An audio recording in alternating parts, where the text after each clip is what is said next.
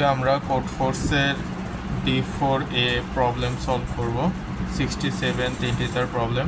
এইখানে আমাদের একটা ইন্টিজার এক্স দেওয়া থাকবে যার ভ্যালু -67 থেকে বড় বার সমান এবং +67 থেকে ছোট বার সমান, এবং আমাকে একটা ওয়াই চুজ করতে হবে যার ভ্যালুও -67 থেকে বড় বার সমান হবে এবং +67 থেকে ছোট বার সমান হবে।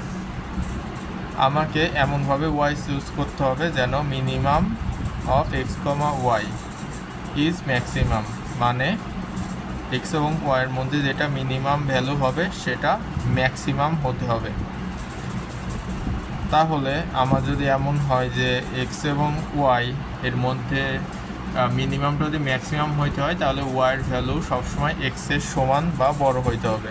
তাহলে এখানে আমার আউটপুট ওয়াই এমনভাবে চুজ করতে হবে যেন সেটা এক্সের সমান বা বড় হয়।